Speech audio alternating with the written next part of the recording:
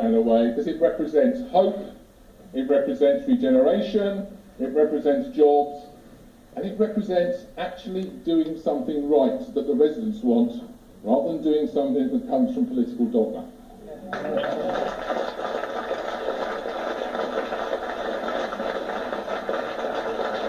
Usually when we do these meetings, after that I get introduced as the sort of tame UKIP member of Thanet District Council. I've come to dislike that, because the other thing we find knocking on the doors that makes people spit and swear is the mention of Thanet District Council.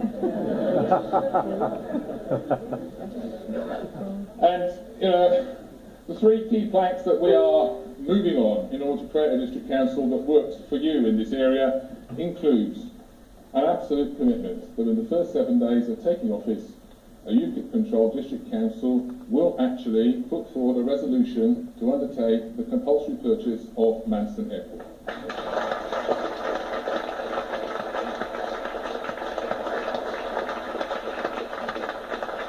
It will do so through the good offices of the indemnity partner, an indemnity partner who has shown more patience than that of a saint with the ins and outs of Thanet District Council, whom we all know, in spite of the fact it has failed TDC's due diligence, is backed by people who have enough money in their back pockets to bid for Canary Wharf. And they're still there, they're still waiting, they are frustrated with the political games. And those of us who watch a side currently powerless, but soon to be powerful, I hope, in this regard, is we don't understand that the Labour Cabinet in Thanet District Council had a very simple decision to make. For all the wailing and the gnashing of teeth and the crocodile tears, their decision came down to one of two groups of people to actually back. One is an American equity investment company who are willing to come from America and risk their own money in helping us to restore Manston Airport to being a working airport once again. The other are a couple of British business people who seem to have, I say that advisedly, who seem to have a relationship with somebody called Anglo they don't wish to make public, who seem, in terms of their business parks to date, to be closer to being government grant junkies than able to stand on their own feet. Yeah. And when you have that choice to make between two competing alternatives, frankly, you've got to be pretty bloody stupid to pick the one they picked.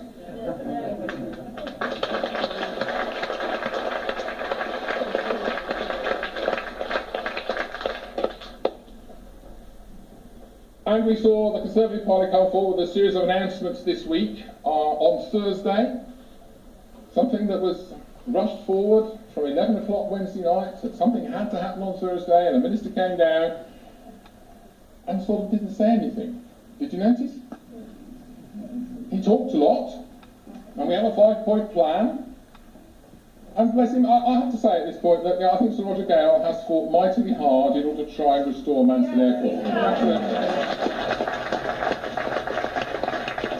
He deserves our thanks, he deserves our patience, he deserves our credit, and he deserves better colleagues at county level than he's got.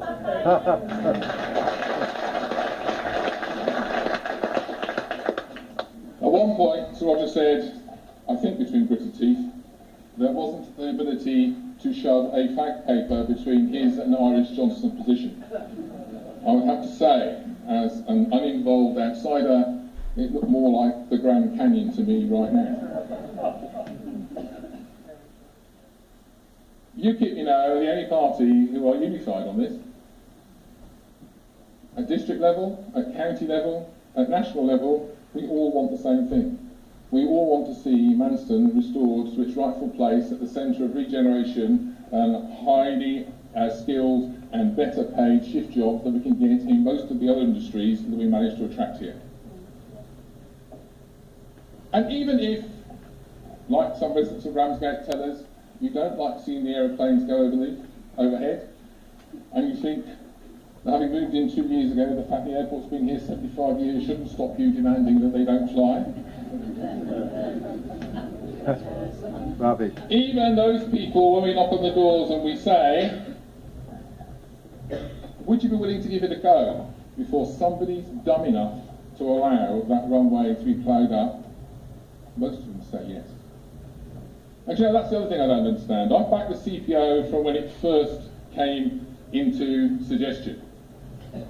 Not for any particularly difficult reason other than it was the only vehicle, it seemed to me, that gave us as a council representing our residents a good, reasonable influence over what might happen on that site. If the district council had had the courage to actually start the CPO process, they would at least be negotiating from strength. The trouble is, what they've done is weakness after weakness after weakness. They've walked away from the tools that would help them to do something worthwhile and effective. Even this week, went against the terms of the 2006 local plan, which reserves that area for aviation use only. They have not issued their legally available instant stop notice to people being smuggled on sweetheart deals to try and weaken the planning permissions there for Manston Airport. And every end and turn, they show weakness when they need to show strength. It's not a popularity contest. It's about simply doing what residents want. I believe that's what we are supposed to be elected to do, is it not?